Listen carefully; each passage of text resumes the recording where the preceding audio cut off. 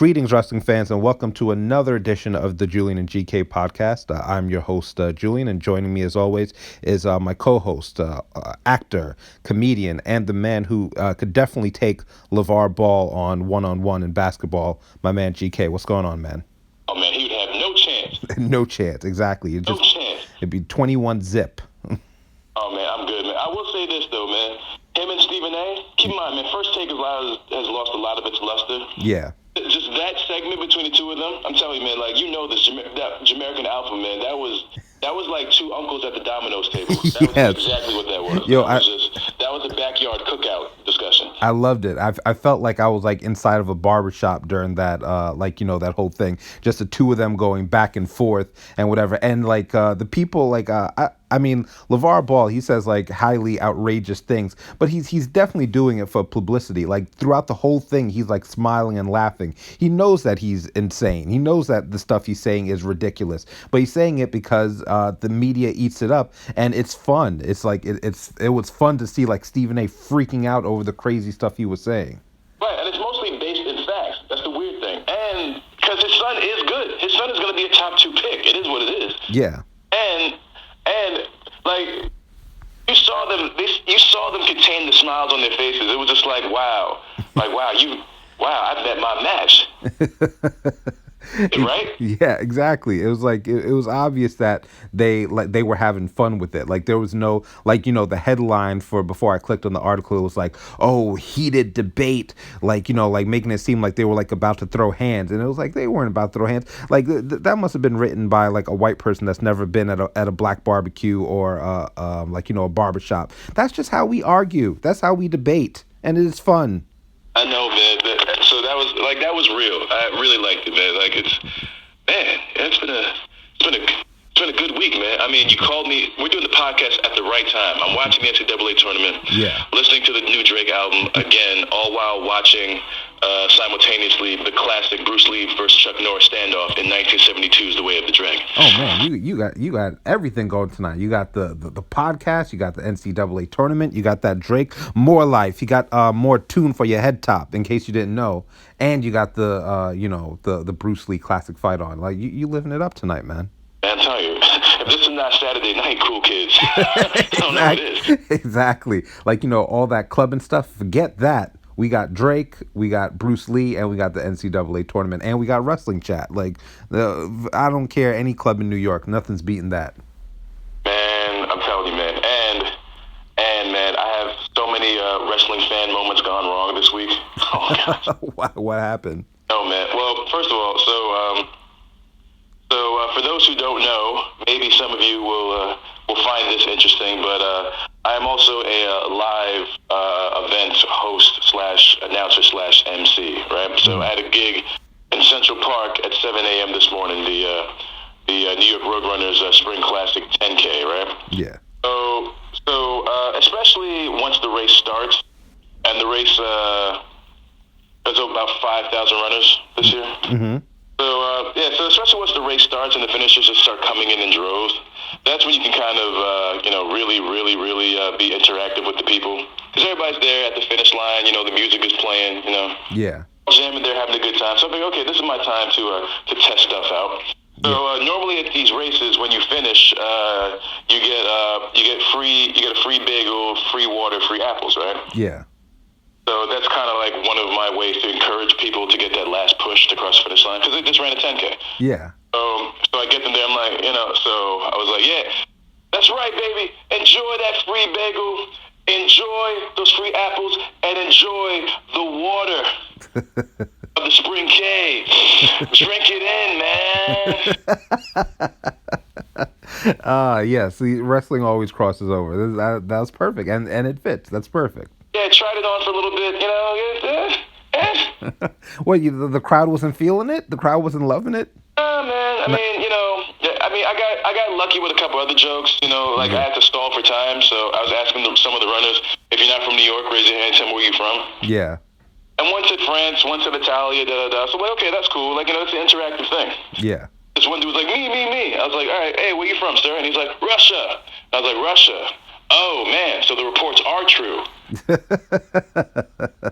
So I got that one off. But yeah, but the drink it in, man, not really as universal as you hope. So yeah, Not that's when wrestling fandom goes wrong.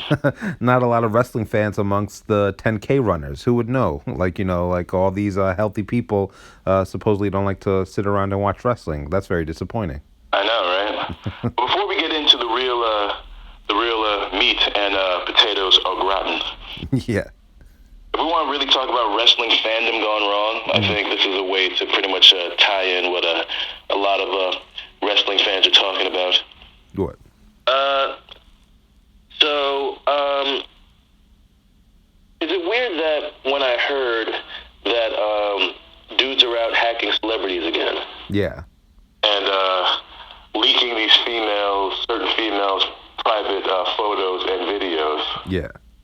And then I saw the hit list, and it included a lot of WWE female superstars, past and present. Yeah.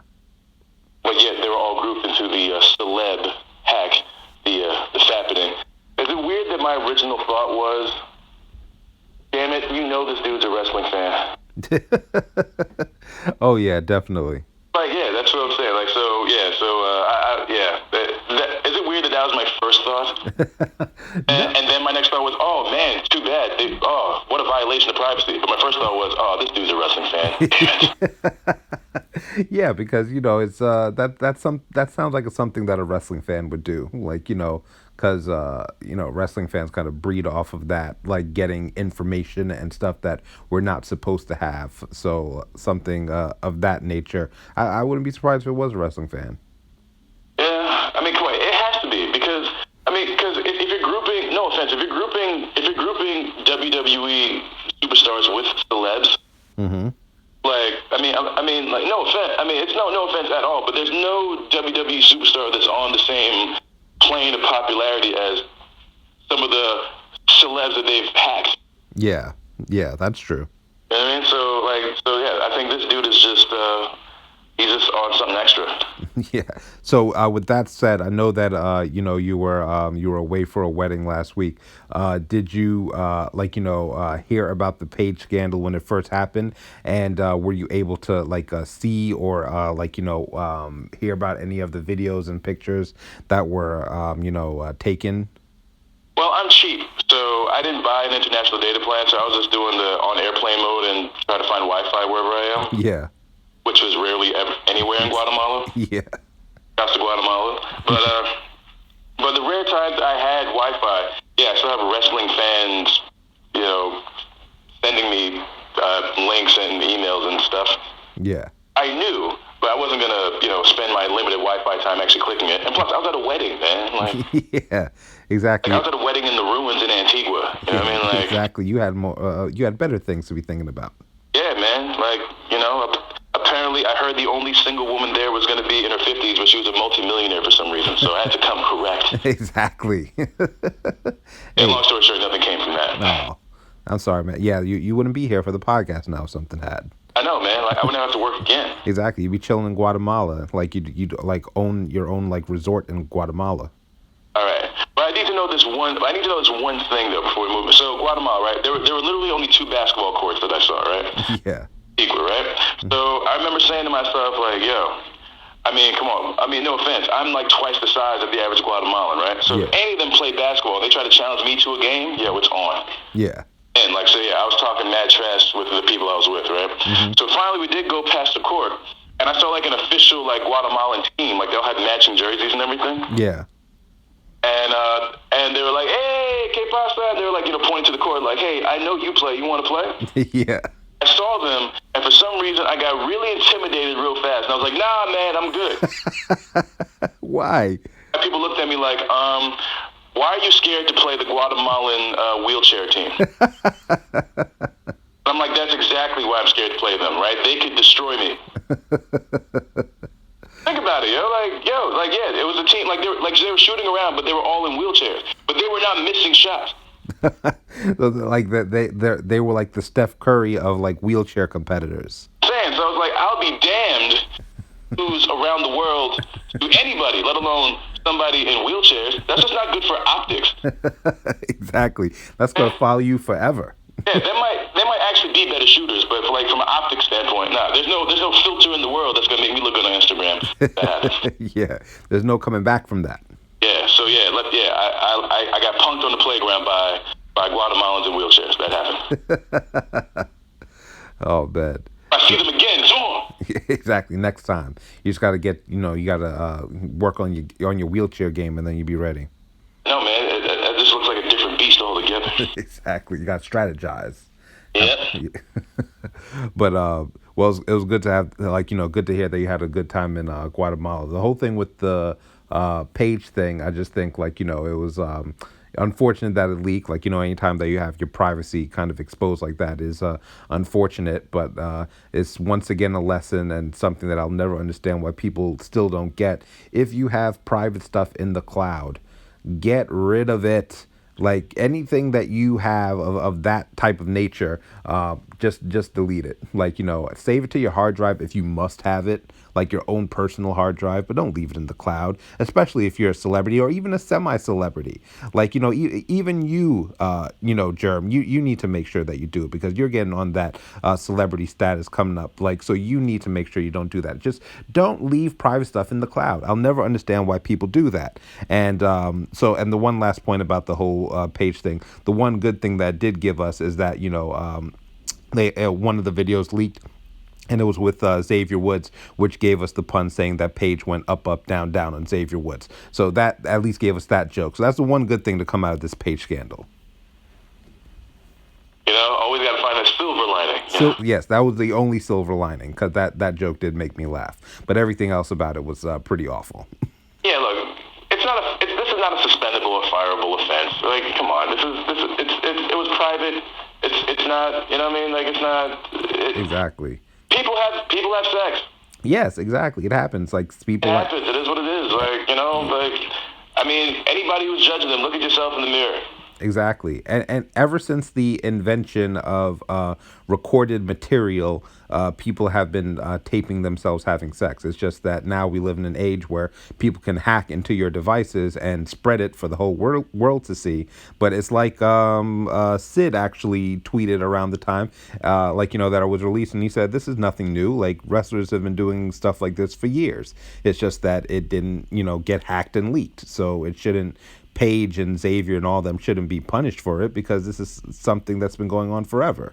It's just imagine that Snapchat while the horsemen are running wild. Come on, be a rap. Get out of here. Yes, if Snapchat and the cloud existed while Ric Flair and the Horsemen were running wild in the '80s, I don't even want to imagine all the stuff we would have seen. And like Space Mountain would have its own page. Exactly. It would have been on another level. It would have made the Page and Seth Rollins and all that stuff look very minor in comparison. Have Yelp reviews. Exactly. They would have their own. They would have their own channel, like their own YouTube channel, just based off those. Yeah. Crazy, man. But so let's talk about a little bit about this week. I know you were away. Were you able to catch any of the Raw, SmackDown for this past week? Yeah. I'm all caught up. Okay, so what did you think? What's from Raw, SmackDown on the road to WrestleMania? What stood out to you this week from the programming that you watched? Well, to be honest, what's standing out the most to me is I'm still waiting to see what they're going to do with Braun Strowman. Yeah. That's really number one. And on the SmackDown side, because SmackDown pretty much has their cards, pretty much set up. Yeah, I think SmackDown has more smoothly established their card. Raw still feels like everything is kind of up in the air. Like they still haven't confirmed the Seth Rollins Triple H match. I mean, we know it's going to go down because basically they're going to have Seth Rollins sign something where Triple H says that they're not liable or whatever, so they can make it like an unsanctioned match.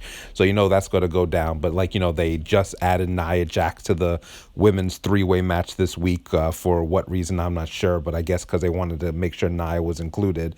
And we did call that. Yeah, we did call that. So it was. I'm just surprised they waited till so late in the game to do it. But good for Nia because she has done well, so she deserves a WrestleMania spot. But like you said, with Braun Strowman, like I expected him to be in the Andre Battle Royal, but they haven't even announced that. So I'm like, are they going to do? But Big Show announced that he's in it. So I'm like, you would think that Braun would announce that he's in it and like kind of play up the like mini feud going between Big Show and Braun.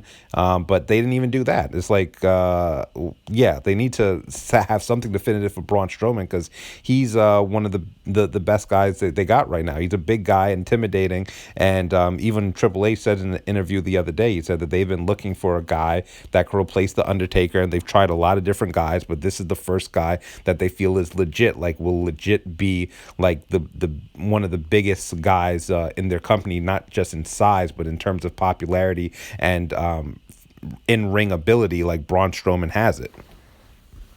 Yeah, man, I don't even think that the Andre the Giant Memorial Battle Royal is. I think they built him to be bigger than that. Like, I don't think him winning that helps him in any way. Yeah, exactly. And that's the thing. Like, if he had won it like last year, it would have been a big deal. But I think this year it kind of feels like a step down. Like, I mean, he was, in main events with like Roman Reigns and like, people like that of main event caliber. So I like Andre the Giant Memorial Battle Royal was supposed to signify guys like kind of on the come up and be like their first big win before they make it to the main event scene. Braun Strowman's already in the main event scene. He's already crushed like half the guys in the main event scene. So it's like I thought that they would reward him with some type of match since he's been doing so well, but it looks like but in all honesty, it's like they just don't have enough space. They've already have at this point I think about 12 or 13 matches official for WrestleMania. And it's not even done yet because they might announce more matches this week. So it's already going to be probably the most matches ever on a WrestleMania card. So they probably just couldn't fit another one in for him.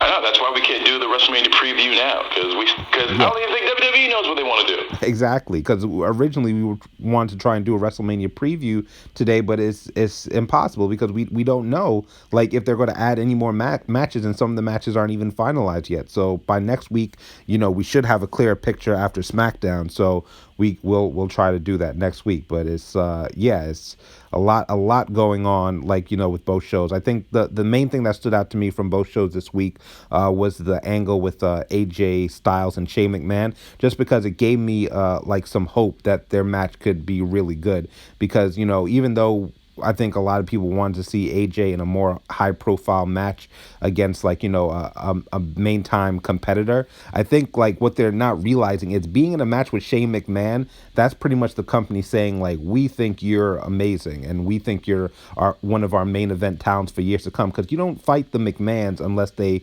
view you as like one of the biggest deals in the company. And I think that they could actually pull out a good match, like, after seeing their interaction. And, Shane is willing to do anything. And I think AJ is too. And they'll pull something crazy together. Yeah, what I think is what they basically said is, AJ, you're our new HBK. Yeah, exactly. This is the test. I mean, look, like I said, if Sean can have a great WrestleMania, yes, I said great WrestleMania match or great WrestleMania story told with a 61-year-old Vince McMahon. Yeah. And I think AJ and Shane can match that. Exactly, like that, and that's what I'm saying. Like I think a lot of people, because I remember before WrestleMania 22, I remember a lot of people grumbled and were pissed off that they felt Shawn Michaels was being wasted in a feud with Vince McMahon, and they were like, oh, there's all these like great young talented guys on the roster. Why would you waste it on Vince McMahon? And that wound up being one of the best matches of the night, just because Vince is a pro that will do anything to make a match entertaining, and Shawn Michaels is like probably the greatest wrestler ever, and AJ Styles is probably in that top 5 all time when it comes to in-ring talent, and Shane McMahon is willing to do anything in the ring to like get a match over. So I think the two of them will put together something really special and memorable, and even though it might not be what people had in mind for AJ for WrestleMania, I don't think they'll be disappointed in the end result. Right, and you also have to keep it in perspective, right? AJ he's been in the WWE for a little over a year, but he's already closer to 40, exactly. Not 30. So as you already said, he's already top 5. Yep. Might be top 5 dead or alive. You know what I mean? So he's already a Hall of Famer. Exactly. And he got his 1 year, that 1 year run. That proved, if he never does better than that 1 year, then that's fine. Because that was just cherry on the sundae that was already made before he got here. Exactly. So he's already pound for pound one of the greats. It's just that WWE. This is the first time that WWE has recognized that. Mm-hmm. He's still in somewhat his prime. Yep. Exactly. So like he's already done it all. I mean, I know it's weird to say about a guy who's only been in the company for a year.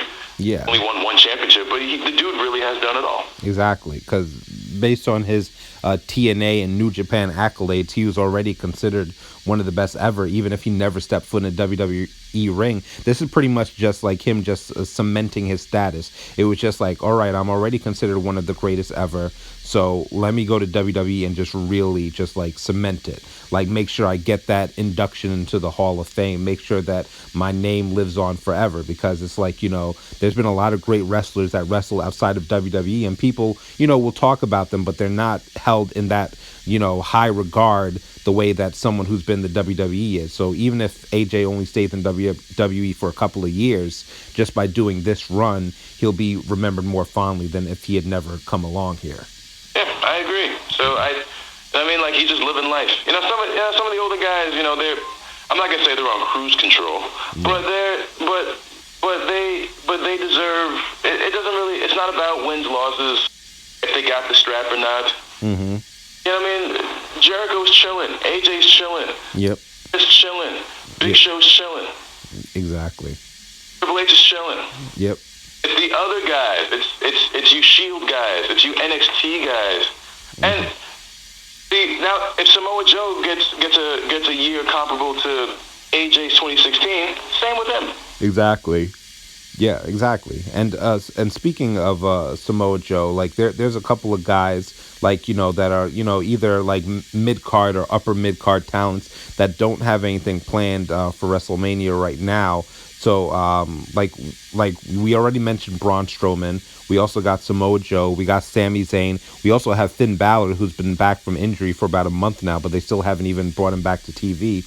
With those guys, what would you do with them at WrestleMania? Would you use them at all? Just leave them off the card, put them in the Battle Royal? What do you think would be the best use of those guys that like still don't have a match but are still pretty high profile? I think you got to use Finn, because Finn just like came and went. Yeah. So I think if you want to really get your top dollar out of Finn on the main roster, you have to reintroduce him in a big way. So that has to be WrestleMania or the night after. Yeah. Because let's not forget, the Raw after WrestleMania is always... Yeah, it's always a huge deal. Yeah. So I think that they could be saving Finn for the Raw after WrestleMania, or they could, like, you know, since he technically never lost the Universal Championship, he had to relinquish it due to injury. What they could do is whoever wins that Goldberg Brock Lesnar match is have Finn come out immediately to, like, you know, challenge for it, or just like, you know, do a stare down or whatever to have that WrestleMania moment of, you know, Finn having the entrance and challenging whoever wins that, you know, match between them. So, but I think they have to do something with Finn. I would like to see it done at WrestleMania, just because I think he'll get a major entrance and a big, you know, reaction from the crowd. But I guess, you know, WWE might think that WrestleMania is already stacked enough and they could save Finn for Raw. I mean, we'll see. I'm still nervous about this whole Triple H Seth Rollins thing, man. It's just like, I mean, like, the dude is clearly hurt. Yeah, like I think so too, and that I think that they're just, you know, kind of being stubborn with it. Like, I get it, you know, that you want to reward Seth Rollins because he's been one of your best guys, and he unfortunately had to miss WrestleMania last year, and you've been building towards this match with him and Triple H. So I get that, but I think that in this instance it could have been very easily, you know, edited with either Finn Balor returning and then, you know, challenging Triple H, like, you know, kind of, you know, sticking up for Seth Rollins in a way, or just like, you know, saying that, you know, Triple H is picking on people and he wants to stand up for the locker room or whatever. They could have made an easy storyline out of that to have him replace Seth Rollins at WrestleMania, and then still continue that feud with Triple H and Seth Rollins, and maybe have it lead into SummerSlam instead of WrestleMania once Seth Rollins was 100%. But it does kind of feel like they're just being stubborn and they don't want to cancel the match, so they're kind of drawing this out. I'm just hoping that by the time WrestleMania comes, like, if they are going to do the match, that Seth Rollins actually ready to go and do the match, and they don't just do like an angle at WrestleMania, because I feel like that'll just be a waste. That could have been time spent on a match between a guy that deserves it. Or just use it to build SummerSlam. Yeah, exactly. That's what I'm saying. They could have easily just built it for SummerSlam. Like, okay, Seth is injured. It sucks that he's going to miss WrestleMania again, but just have Triple H face like Sami Zayn or Finn Balor or something like that. That will give a huge rub to that guy, and then just save the Seth Rollins match for SummerSlam. And you win both ways. You still have a high profile match at WrestleMania, and you get another one at SummerSlam. Well, let's see. We still got one more Raw, one more SmackDown, one more 205. But I'm really looking forward to seeing WrestleMania week. One of my favorite parts of the whole week is just to see how much mainstream promotion they get. Yeah. Already seen them all over ESPN. I saw a big show on Conan last week. So I've seen it on the Tonight Show with Jimmy Fallon last week. So I'm more, and so I had a game on Thursday. Yeah. I told you, I have a lot of MMA reporters and stuff on my team that used to be wrestling fans, but are too cool to be wrestling fans now. Yeah. So I was out drinking with them after we lost, because when you lose that bad, you need drinks. Yeah. I told you that some of the guys on my team, they grew up in Queens and they played against big cats in high school. Yeah. There's a new guy on my team who went to the same school and actually played with big cats in high school. Oh, wow. Right. And I was like, all right, man, be real with me, man. How good was Big Cats at basketball? He's like, oh, he was sucked. Oh, damn. It was terrible. He went to NYU and he barely played at NYU, and that's D3. Yeah. I was like, wait, is he really 6 foot? I was like, no, he's 6'8", but he was like a doughy, chubby 6. I'm like, well, that's weird you don't watch, because he's actually doing pretty well, and yeah. He's actually really smart, and dude is actually got that body thing figured out, and got a hot girlfriend too, and he's actually gonna be in WrestleMania next Sunday. He's like, I know, it's wild. Yeah. And then I was like, but just to be clear, right? That whole long wet hair thing, that's just a wrestling thing, right? He wasn't walking around Queens with that, right? It's like, oh no. I was like, yeah. There's something about wrestling that says grow your hair and wet it. Yeah, I never understood that also. It's this fascination with being wet. Even my wife, my beautiful wife Jen, she always said that. She's like, why do they always have to be so wet? Like, what is up with that? And I said, I don't know. Like, I to this day, I don't understand why wrestlers want to be so wet. I'm like, you're going to be in the ring and you're going to sweat. You're going to get wet anyway. Why do you wet yourself before the match? It's just something I'll never understand. Put your hair out and wet your hair. Like, that's what I don't get. That's I don't get that whole wrestling tradition. Yes, it's very weird to me. But I think that they just think it looks cool. I don't know. But that's just always something that kind of baffled me. The whole wet hair, like, let's wet ourselves before the match deal. I don't get it.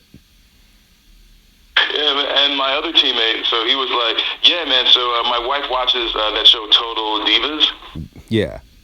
And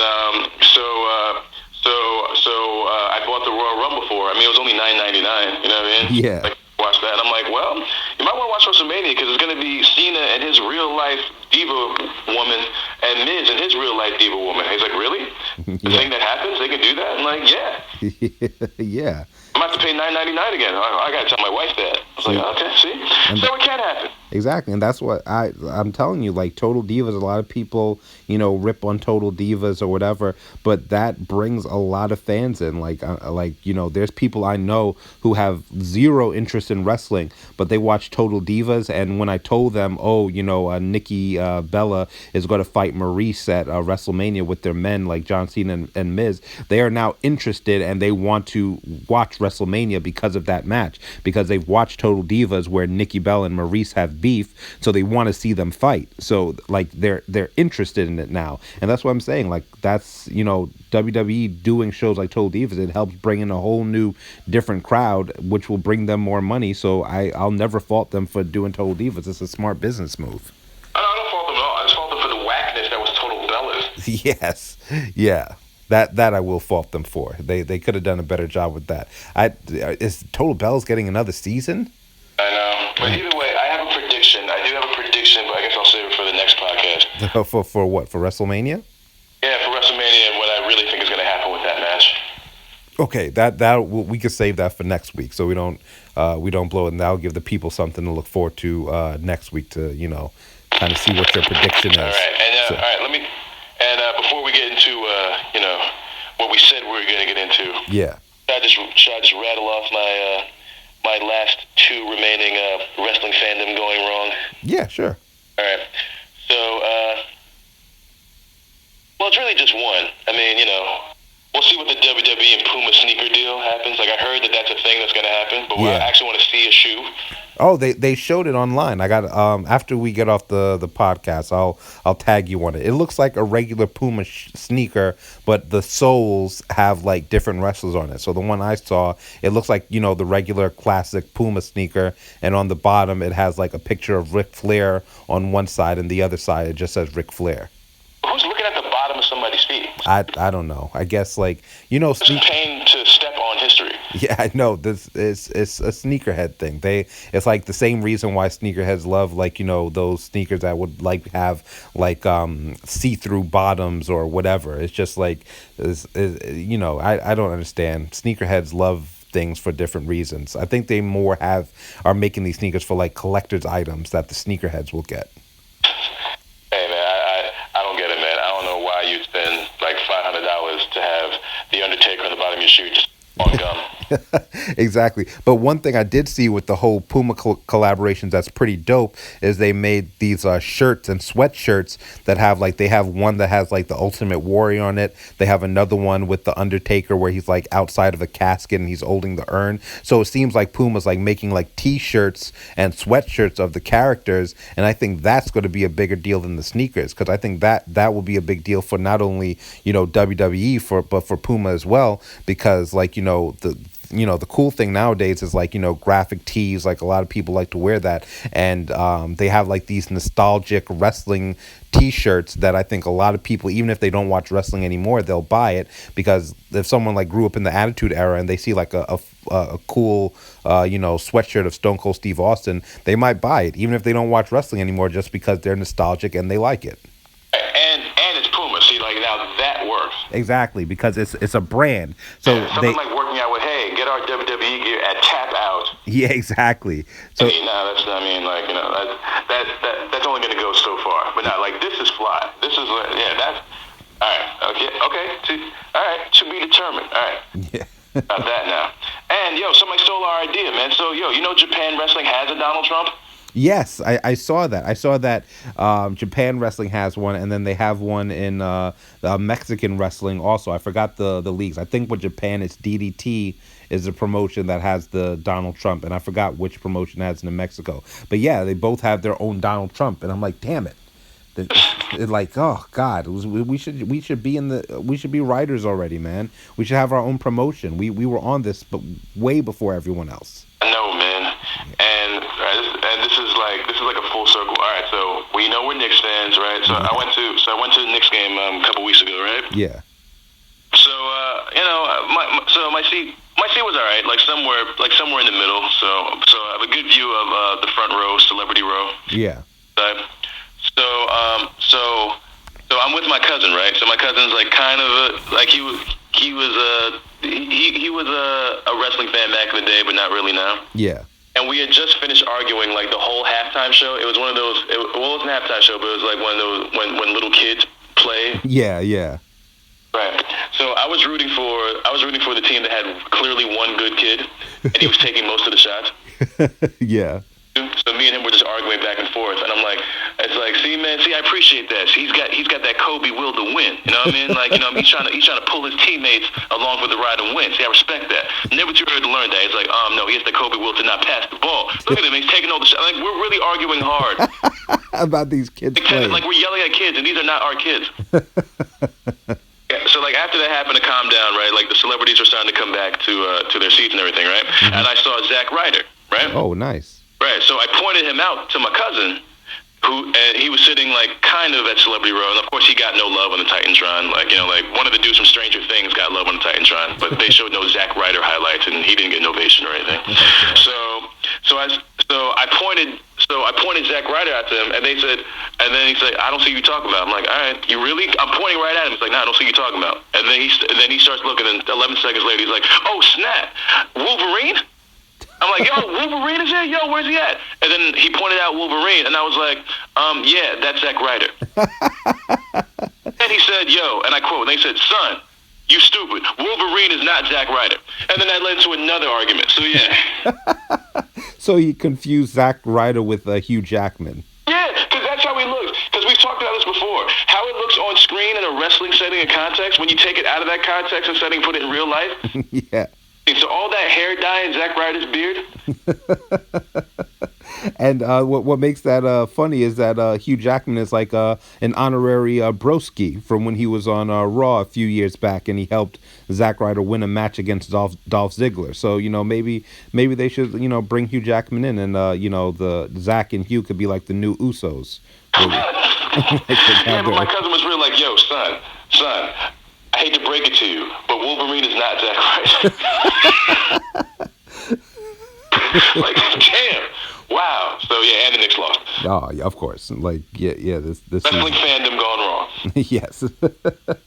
But I do like that you stick up for your wrestling guys, and at least you knew who Zack Ryder was. So even if no one else in that building cared, you cared, and that's all that matters. Oh man, like, come on, you're both from Long Island, man. No, all right. Right, man. Yeah. I try. So we try. We do our part. American Alpha, we do our part. Yeah, wrestling fans, you know this grind. Exactly. You know how it is. You know the struggle of trying to bring people in, to wrestling, and that actually kind of segues to the main topic of our conversation this week, which is the matches that you show, people who are non-wrestling fans to get them into wrestling, or at least make them understand why you love wrestling so much. Right. Yeah, so, each of us, we picked 3 matches that we think, represent, kind of the best of wrestling for a variety of reasons, and matches that, whether you're showing, a friend or a potential girlfriend or, just somebody that you're trying to make understand why it is that you love wrestling so much, that they look at the match and afterwards they go, "Oh, okay, I get it. I get it now why you love wrestling so much." So, GK, what are the 3 matches that you would show someone to get them into wrestling, or at least understand why you're a wrestling fan? Well, let me just tell all our listeners now, I would take way more stock into your list because you actually did pull a woman in.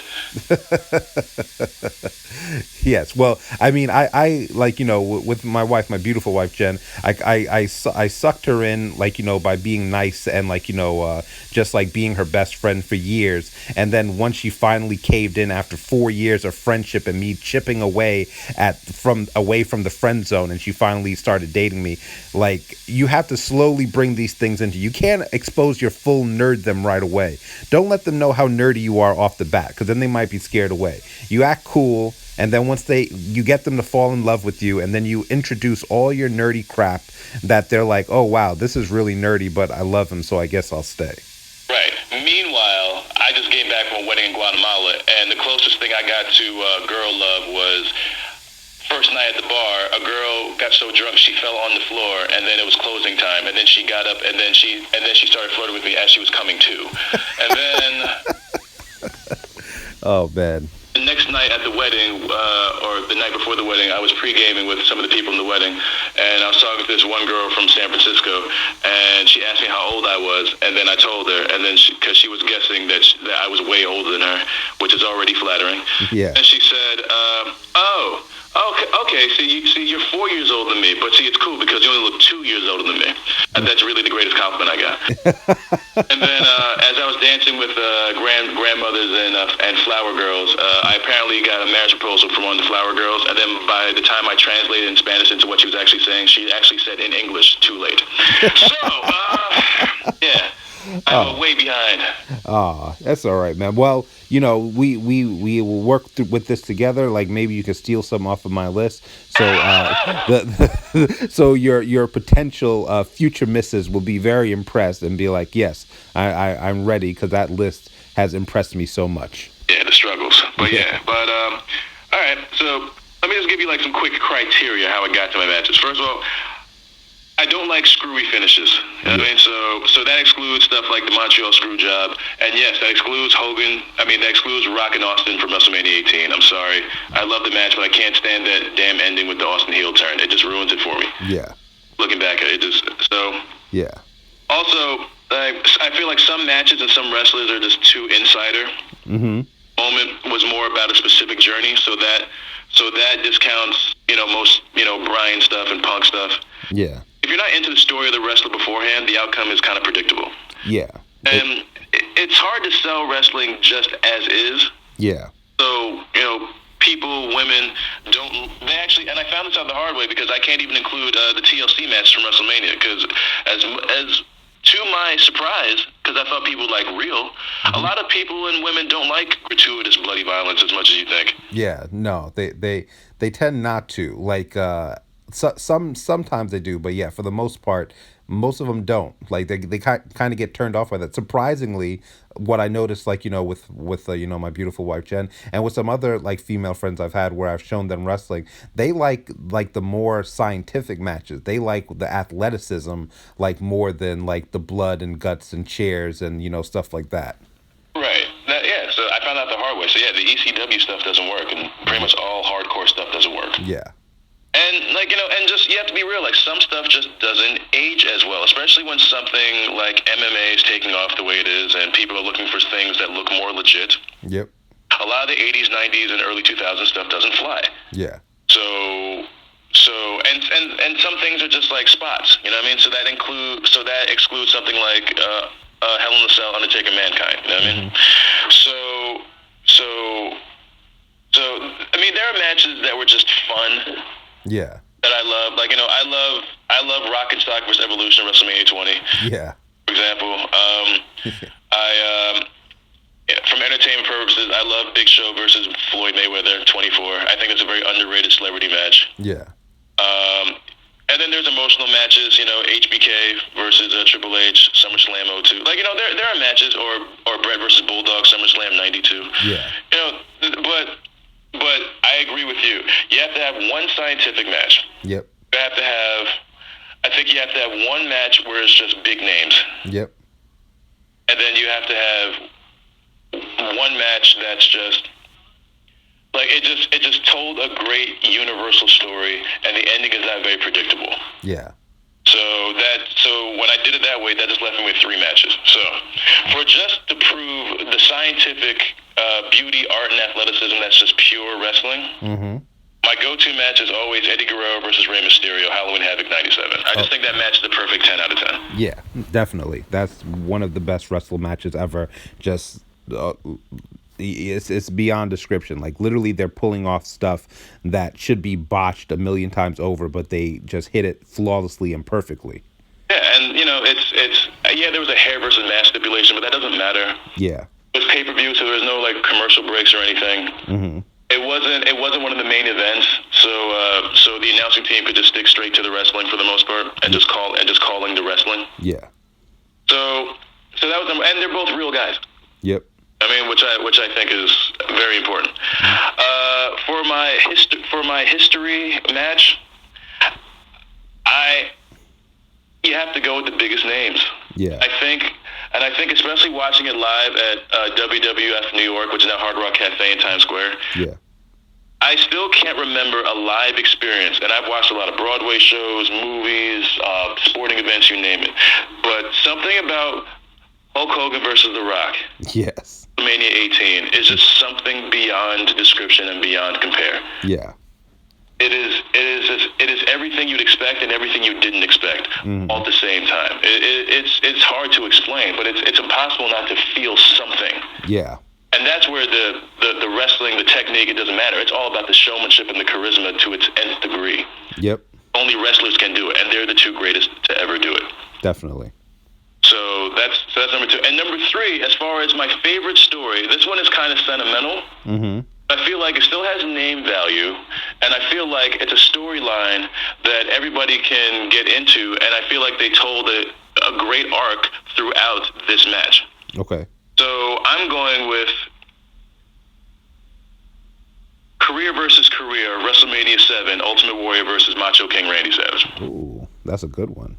Right. I just feel like if you're a kid, if you're older, if you're a wrestling fan, if you're not, if you're into athleticism, you're not. If you're into drama, or if you're not, there's just something in that just tugs at you. I just feel like it's one of the more human stories at a very favorable time. Because I find it's hard. I'm hard pressed to find people that didn't enjoy the early '80s or late '90s. I mean, late '80s, early '90s. Yeah. So I feel like this match is 1991. Mm-hmm. Really has bad memories in 1991. Yeah. I just feel like it worked, and there's still like some celebrities there, like Hogan, Slaughter. So it still has the aura that it was a big deal. Yeah. And if Hogan and Rock and those guys are all famous first team, then people like Warrior and Savage are honorable mentions or second team. Yeah, definitely. I feel like there's enough there to keep a woman. I was just thinking women, silly me. Women, yeah, I really think women are into that match. So those are my three. Those are my top three. Yeah. No, and I love all three of those matches. Actually, you picked two of the matches that were on my list. The Rey Mysterio Eddie Guerrero match, as well as the Hulk Hogan Rock match from WrestleMania 18. Those two matches were on my list also. Luckily, I have backup, so I can create a different top three list. But yeah, I agree with all three of those. Those are all monumentally important in terms of the history of wrestling, as well as you can see why someone would get into those matches even if they've never watched a wrestling match before. I mean, Eddie Guerrero and Rey Mysterio goes beyond comparison as far as in-ring ability. It's just an amazing athletic display. Rock and Hulk Hogan, that match, I've yet to see a crowd that's ever matched that crowd. It's like the crowd reaction. I just rewatched that match the other day. It was my first time watching it in a couple of years, and I got a new sound bar for my TV, so I turned it all the way up, so I could really feel it, and it feels like an out-of-body experience. It's just I get goosebumps watching it, because that crowd, it turns a match that was already a good match into an unforgettable classic. And that, I think, for someone who has never watched wrestling, it shows the power of wrestling, how invested people can get into wrestling, and it makes them go, oh wow, if these people are going crazy for it, then this must be really good. And as far as the Ultimate Warrior, Randy Savage match, that's just a classic match. The investment, and then the at the end with Elizabeth, women eat that up. They love that. I showed that match to my wife before, and she loved it. Thought the ending was amazing. Just it's a great match, a great story. So I wholly agree with all three of those matches. And it was very real for the time. Yeah. Randy and Elizabeth were really together. You know what I mean? Yeah. They were really Randy and Elizabeth, and they were really together. You know what I mean? It's just... Yeah. If people try to call you out for it being fake, they can't. No, exactly. And the emotion that they displayed was, I mean, there's people in the crowd crying, men, women, crying tears of seeing that. And it was one of the better storylines that the WWE ever did, because in this day and age, WWE has a tendency to kind of rush their storylines and not really let it play out. No, with this, they set the seeds in motion from WrestleMania 5, from the end of WrestleMania 5, when Hulk Hogan defeated Hulk Hogan defeated Macho Man and got the title, from WrestleMania 5 to WrestleMania 7. So for 2 years they played this up. For 2 years they played up Macho King moving on and being with Sherry and leaving Elizabeth in the dust or whatever, but showing that Elizabeth was still the woman that was there for him, that still genuinely cared for him, whereas Sherry was just using him for the money and fame. And they played that up for 2 years. That's when you think about that, that is amazing that they ran a 2-year storyline all for that moment, and it hit perfectly. And who doesn't understand career versus career? Exactly. I mean, that's right. And what also tugs at my heartstrings, maybe this is me personally, it's Gorilla Monsoon on the call. Yeah, definitely. And he's still my all-time favorite. Oh yeah, I think Gorilla Monsoon is just he's not he's not rated as highly as he should be. When people talk about all-time great announcers, it's like, yeah, he might not have like called all the moves or done all this, but as far as conveying emotion, I don't think anyone did it better than Gorilla and JR. Like, I think those are the two best when it came to conveying the emotion of a storyline and just how important it was. Well, intestinal fortitude was not a phrase in the English vernacular until Gorilla Monsoon. Exactly, and the I don't know why I can't say it right now, why I can't think of it, but the irresistible force meeting the immovable object. I see people, I see UFC saying that all the time. I see it used on SportsCenter all the time. That was from Gorilla Monsoon. And that's like something that's permeated through pop culture, like to this day. Like, he created phrases and like memorable calls that even people who are not wrestling fans recognize, even if they don't know it's from wrestling. Right, and for those who don't know, the term gorilla position, where Vince and the creative like sit with the headphones and run the show right behind the curtain, the same area that they've been showing you in SmackDown the past couple of weeks with the AJ and Shane and Bryan interactions. Yeah. Named after Gorilla Monsoon, the gorilla position. Exactly, because and I mean that's the ultimate respect. Yep. So those are my three. So you're keeping Guerrero Mysterio, right? Yeah. Well, I like for my original three, I had Guerrero Mysterio, I had Rock Austin. I mean, not Rock Austin, Rock Hogan. But I'm gonna put those two on the back burner because I had some backups just in case you picked those, because I figured you might pick at least one of them because those are two like amazing matches that most people will show to others. So I have two backups for you. So my first backup is a match that I was always personally invested in, and a match that I think that even people, if they don't know about either of these two, competitors, and they just know a little bit about the backstory, I like this match because it's the classic David and Goliath matchup.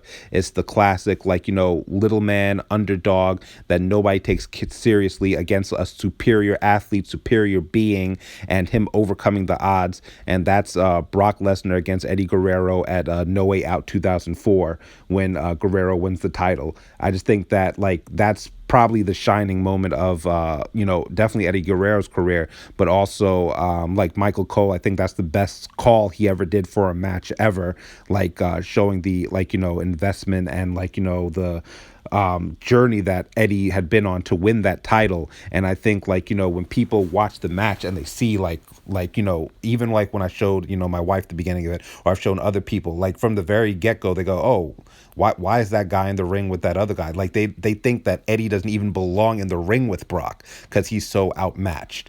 But as the match plays on, you can see it in their eyes, where you see them getting invested in the story, and you see them rooting on Eddie, and they really get into it, even if they're not wrestling fans, because it just tells such a great classic story that anybody who's ever seen any work of fiction can identify with. And I think that's why it's always stuck with me, and why it sticks with a lot of people that first get introduced to wrestling. So that's my first pick.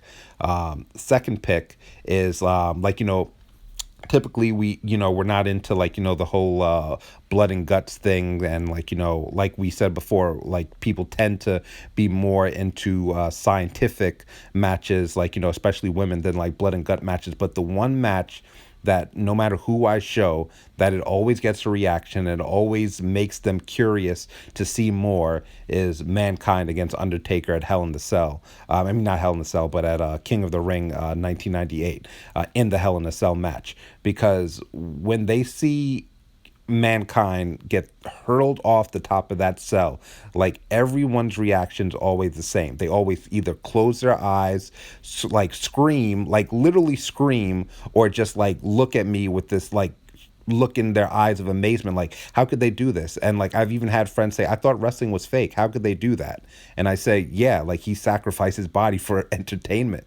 And it makes them have this new level of respect for wrestlers, that a guy is willing to have himself hurled off the top of a cell 20 feet in the air through a table just for our enjoyment and entertainment. It gives them a newfound respect for wrestlers. So even though some of them have to watch the rest of the match with their hands over their eyes because they can't take the blood and guts of it, just seeing Mankind get hurled off the cell, and knowing that he willingly did that is enough to like make them respect the wrestlers. So I think that's an important match to show people, to show how tough these wrestlers are and how much they're willing to sacrifice for our entertainment. So that's my second match. And then my third match is maybe a bit of a surprise, but it's something that I think really works well in the context of like especially getting women that you might be trying to get into wrestling into the match, and that's the triple threat match from WrestleMania last year of Charlotte, Becky, and Sasha Banks.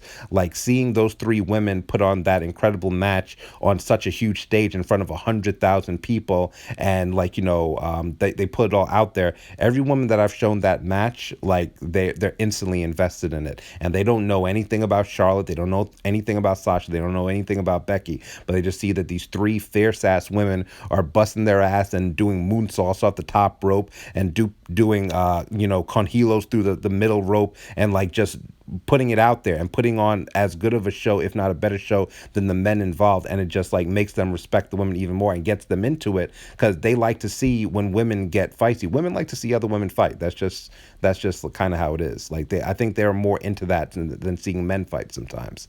So those are my three. Like I said originally, Guerrero, Mysterio, and Rock Hogan were on my list, but since you named those are my two backups. All right. Okay. That was a very, very surprising list there. All right. Yeah. I mean, definitely strong case for all of those. I mean, Mankind versus Undertaker. I mean, yeah, I had women in my head the whole time. But as far as just straight up, like, okay, you think this is fake? Okay, that tooth going through his mouth, that's fake. Yeah. Age and him going straight to the mat, where the mat, did that look like he landed on a cushion? Was that table fake? Were those thumbtacks fake? Exactly. And and you have a 74% chance that a casual person knows who the Undertaker is, right? Yeah. So I think that all works. That's actually that's a very, very, very good one. Yeah. I love Guerrero versus Brock. That's one of my favorites. My only thing is screwy finish. Then you have to explain who Goldberg is. Yeah, like that part, that's one reason why I thought about not putting it on. But then I thought about it and I was like, the match is so good, the story is so good. I think that even if like with that interference, like when I've shown it to people, like the question is, I go, oh, who's that guy? And I go, oh, Goldberg, he had beef with Lesnar at the time. And they go, oh, okay. And then they're over it because they're so invested in the storyline. They just want to know why this random person attacked Brock Lesnar. And then all you have to say is they had beef, and they'll go, oh, okay. And then they move on because the storyline, everything else is so good. Yeah. And the triple threat last year, that was kind of a stretch. The only reason why it's a stretch because I know, and we know in our hearts that that's not the best match that they can do. Yeah, I don't like. It's definitely not the best match. If I'm thinking like stage they've ever had. Yeah, it's the biggest stage, and that's the reason I like to show it, because it shows women on this grand stage, and I think that's what opens their eyes. Like when they see the three of them come out and they're in front of 100,000 people, their eyes like instantly light up. Like what all these people want to see these women wrestle. They must be amazing. Like that's the vibe I get, because when I've seen there's been like women matches in NXT that were better than this, but if you show them an NXT match where there's only like about 100 people in the crowd, they view it as like, oh, this must not be a big deal, there's only 100 people in the crowd. But when you show them WrestleMania with 100,000 people in the crowd, their eyes go like, oh my god, like all these people came to see these women wrestle, this is amazing. Yeah, that's a good point, but it's also then I think that's like a very like topical, timely thing. Like women are woke right now. Yeah. But as far when I thought we were going to do 5, so the women's match that I had, I actually had Trish Lita from Raw. Oh, the when they main evented Raw for the first time. Yeah. So I thought like that was a big deal. Like same effect, they main evented the show. People know who Raw is. And they may not know who Trish and Lita is, but they can all relate to Trisha doing that suicide dive and her body folding like an accordion. Yeah. I mean, I still don't know how she survived that. It's still amazing that her body recovered from that. Not only that she wasn't injured, like, period, but that she kept wrestling after that. And she came back to win. So I had that as my women's match. I considered Mickey and Trish. Yeah. From WrestleMania 21, but that one's just kind of vulgar, and that's just like, and that's just like Mickey like snapping. Yeah. You have to just really be into women acting crazy. Yeah, exactly. Yeah, but no, I think these are overall good. Like I listed a lot of matches, man. I'll go through my list of honorable mentions. So yeah, I'm clearly a sucker for the big stage. Yeah. So a lot of these are WrestleMania pay-per-view matches. Yeah. I still like Undertaker Batista from WrestleMania 23. Yeah. And especially, if you might know who Undertaker is, and Batista's notoriety continues to rise. Mm-hmm. And I just feel like more than any other person, I just feel like when you like someone just, I feel like Batista just physically has an it. Yeah.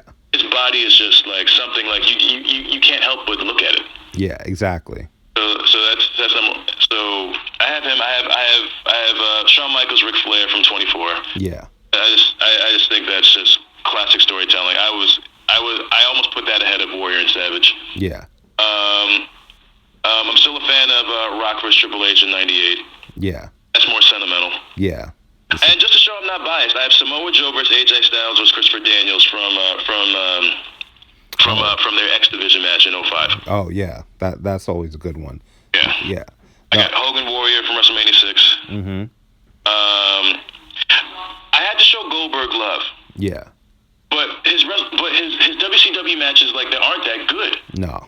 It's just him, so you have to really understand him. Yeah. So basically, I needed a match that pretty much encapsulates him, but has an environment and an opponent that really like props that up. Like, who's his best dancing partner? And in my opinion, Goldberg's best match, even though he didn't really have to do much, was his first match in WWE versus The Rock in 2003. Because Rock went to the ends of the earth. Yeah. Itself for him. That was Hollywood Rock at his best. Yeah, definitely. For Goldberg. Like, I just think that's just so damn entertaining. Yeah. No, definitely. Like that, I love that match also. I think it's a very entertaining match. Rock went all out of his way, to put Goldberg over on his way out. And since you're listing a couple of extra ones, I had a couple of honorable mentions also.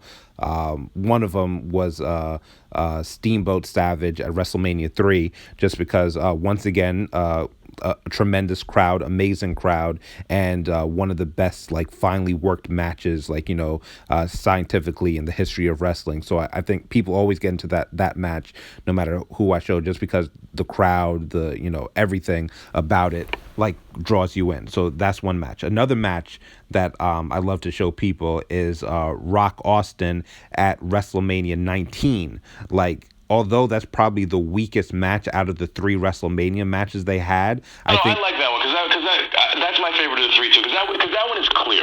Yeah, because that one it's more straightforward, and it's just The Rock at his absolute most entertaining. Like him, like putting on Austin's vest and just like like selling the stunner, and like the way that they go back and forth with the finishers. I just think, and the way that the crowd is so invested in it, I just think it's the most straight to the point. It's like everyone at this point knows who The Rock is. So no matter what fan you're showing, like, whatever, even if they don't know Stone Cold Steve Austin, they know The Rock. So just off of that, they're going to be invested because they're going to be curious to see The Rock wrestle. And then the storyline, the way that it plays out, it's just an entertaining match. It's just so entertaining. Like, the other 2 matches are great and better, like, scientifically and like whatever, but this match is just the most entertaining match of the 3. Right, and like, we all know that he's entertaining as hell, but what I don't think The Rock gets enough credit for is that he's a natural world-class athlete. Yeah. I feel like he does a great job at highlighting the other person's strengths. That's why I feel like the same thing with his match with Goldberg. I just feel like his partnering with them made them look great. Like, he really knew how to highlight the best parts of those 2 opponents. Yeah, exactly. Like, I think that he just... Not with Shawn Michaels or AJ Styles or Sami Zayn or anything like that. But you know what I mean? I really feel like if you put him and you line him up with another star, he really knows how to feature that star. Yeah. In a way that his star doesn't overpower their star. Yeah. You know what I mean? Like, I really feel like The Rock understands the big stage. Yeah, exactly. Like, and that's why I think that match, like, just...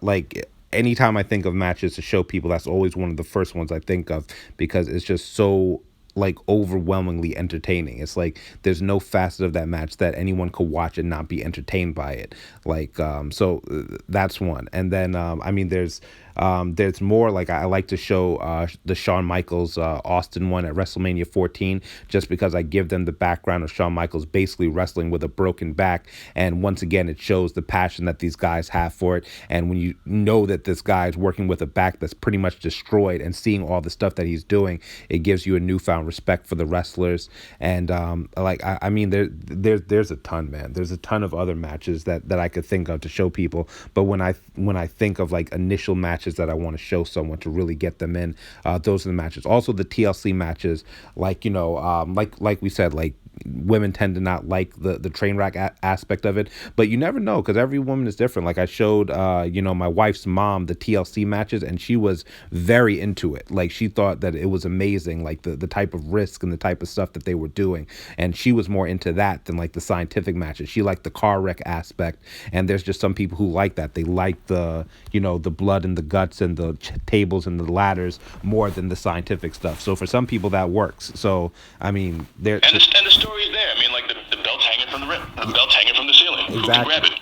Yep, exactly. Like, and it's like it's very straightforward. It's just these are the three best teams. These were the three best teams at the time. They all want to be champions. One of them used tables, one of them used ladders, the other team used chairs, and they just decided to have this match where all three were legal, and the objective was to just go grab the belts, and that's all I had to tell her. And then she was good to go. And she and I showed her the WrestleMania 16 one that was just a ladder match, and I showed her that one, and she was like, "Oh, that was really good. Is there more?" And I said, "Sure." And I showed her a TLC 1 match, and she said, "Oh, that was even better. Is there more?" And then I showed her the TLC 2 match. She was just really into it. Yeah, man. I mean, I showed it to my cousin and his wife, and she was like, "Ew." I did not expect that because she used to beat me up. and you know what I find interesting?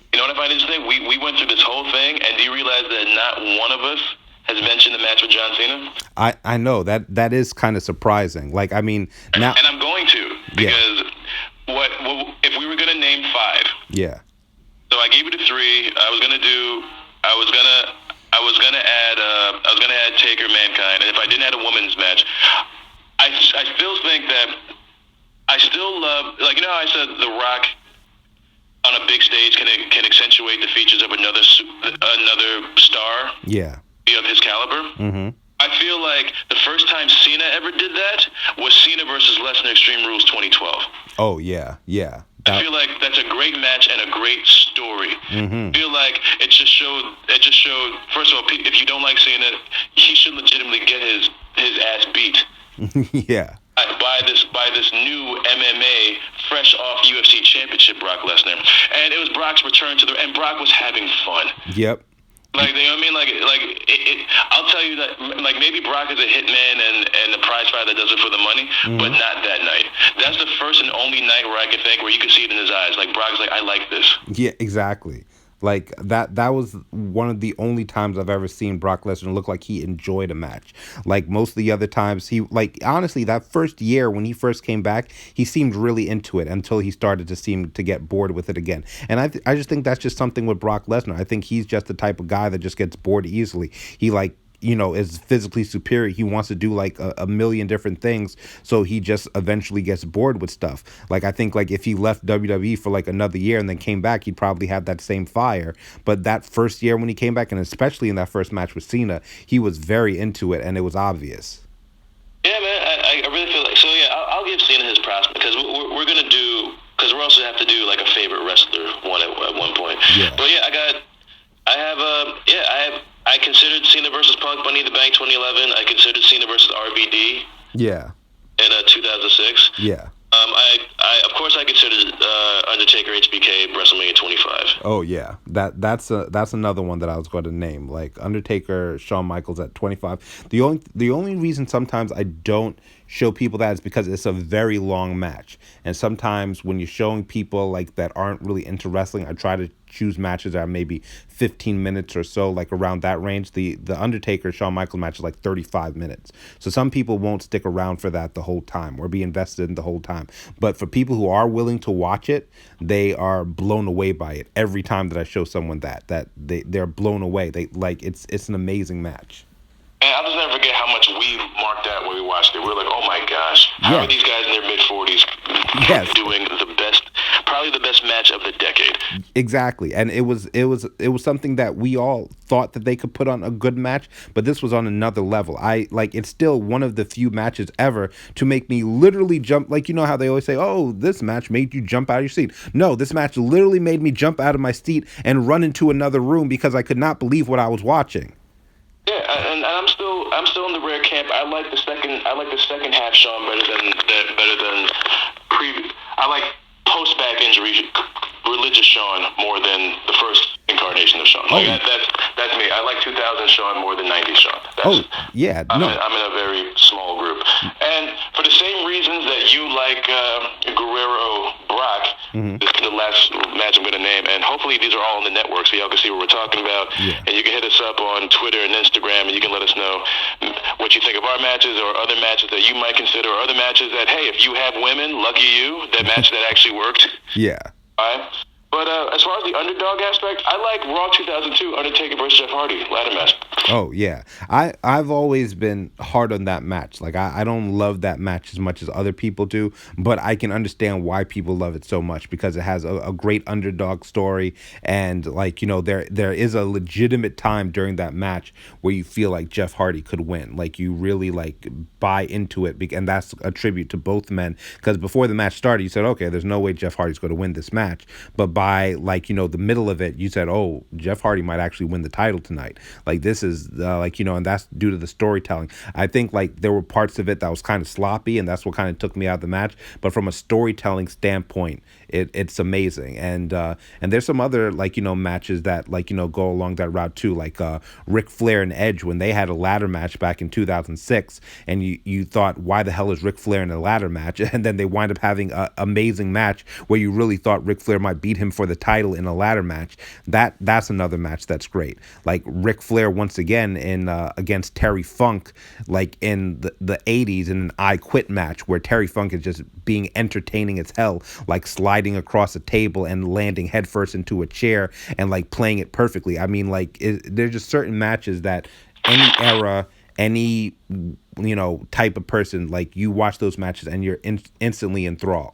And I think that's the beauty of wrestling. There's so many different match types, and it can connect with people on so many different levels. Oh yeah. Undertaker, no way. Undertaker, Kurt Angle, no way out. 2006. Oh, That's a exactly, and that's another one. And I mean, we could literally like go all day with these type of matches because I think that's the beauty of wrestling. It's like there's so many different matches that like you can get people like you know that aren't into wrestling into it, and 9 times out of 10 like people who say they don't watch wrestling or they don't like it or whatever is because they've never really given it a chance, and once they do give it a chance they actually like it.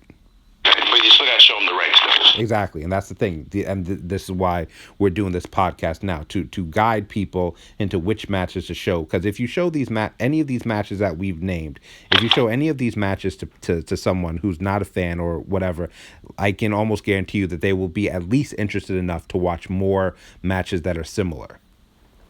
Yep. Man, I just got all excited again. I'm going to watch these matches. Exactly. Like I'm literally after this is done, I'm going to listen back to this to name all the matches that we listed and go back and watch these because it's I mean that's the beauty of wrestling. That's why we're still fans to this day. It's when you have a match that connects on such a huge level, it makes you feel something that very few other forms of entertainment make you feel. Agreed, man. Agreed.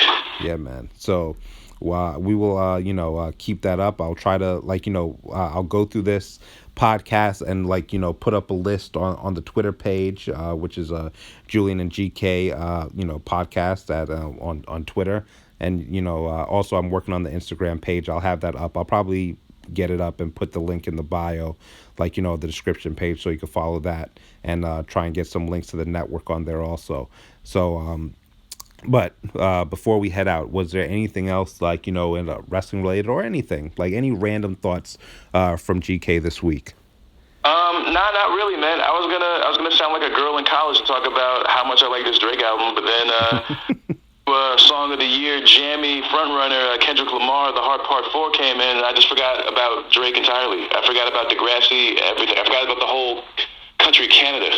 Yeah, exactly. Yeah, Kendrick couldn't let Drake shine for even a week. It was like Drake came out with the album, an album that both of us agreed is a very good album, and it's like I think like I listed it on my Facebook page the other day. I think it's probably Drake's second or third best album ever. It's just a really well-rounded album. But Kendrick came out with that heat, and I instantly just like played that like 5 or 6 times in a row, and like just completely forgot about the Drake album when that came out. Sorry, man. Yeah, man. Wow, the power of music, man. Like, I thought back to the week, and I'm like, I really don't know how good or bad my week was, but it was set to the soundtrack of the Drake album. So in my body, it feels like I had a good week. Exactly. Yeah. I mean, and that's a pretty good description. Like this week, this past week for my drive home, pretty much every day I was listening to the Drake album because it was new and I was like kind of like really feeling it. And the biggest compliment I could give it is that no matter how my day went at work, whether it was a good day, a bad day, whatever, listening to the album made me feel more at ease. Like I enjoyed listening to it, and I think that's a good sign of a sign of a good album, where no matter what happened with your day, if it's a stressful day, whatever, you listen to that album and you instantly feel better. Yeah, he's doing well, except who's he going to be next? So first he was Atlanta Drake. Last album he was want to be Jamaican Alpha Drake. And he's embraced his Canadian Drake, and now in this album he's a UK Drake. Like it's just I don't know, man. Like it's just yeah, he's just like he just hasn't really decided who he wants to be yet. It's like he just seems like a guy that like as soon as he finds something that he likes, he like latches onto it, and it's just like yeah, I just want him to eventually discover like what he wants to be and then just kind of stay there. But I mean, Drake is his own enigma. You can't even describe him. He's like a rapper, nerd, actor, like fake Jamaican. You don't even know what to describe him as anymore. But he's still at the top of the game, man. Like Exactly. you get props when he's due. He's still your reigning 2016 Jammy winner. So, Exactly, he is, and it's very much deserved. He's been at the top of the rap game for at least the last 7 or 8 years, and that's no easy feat. Like when you think throughout the history of hip hop, there's very few rappers, even like 50 Cent in his prime and DMX in their prime. They had like a good 2-3 year run, but like even Jay-Z in his prime, but like 7-8 years being like the top, like I don't remember that ever happening in hip hop. So you got to give Drake his props. yeah, I do. We do. I'm just saying, like it's just like I'm not a poli-sci major in a liberal arts school. Email, like it's just weird. But yeah, and also like I said, very last note, like it really wasn't a good week in some aspects. Lost a lot of good people. Chuck Berry. Yeah. Yeah, pretty much the modernizer of rock and roll. Yeah. Jim Ross's wife Jan. That's sad. That was horrible. Like I hated, hearing about that. That's, yeah, that sucks. Yeah, very sad, man. Legendary trainer Lou Duva, legendary boxing trainer, also participated in WrestleMania 2. And Fane Pulitzer Prize New York columnist Jimmy Breslin, man. If you don't know these people that contribute a lot. Yeah, definitely. Like to our society and the things we enjoy. So yeah, definitely. Rest in peace to all those people. Very, people who touched a lot of people's lives, and they'll definitely be missed. Yeah. So on that note, we're gonna head out of here. We'll be back next week with our WrestleMania preview. We the card should be set in stone by then, hopefully. So we'll be able to like go through the 98 matches approximately that they're bound to have, and then come up with something there. So until then, for GK, I'm Julian. GK, take us home. Oh yeah, let's get excited about the WrestleMania week. All right. Until then, Jamaican Alpha out.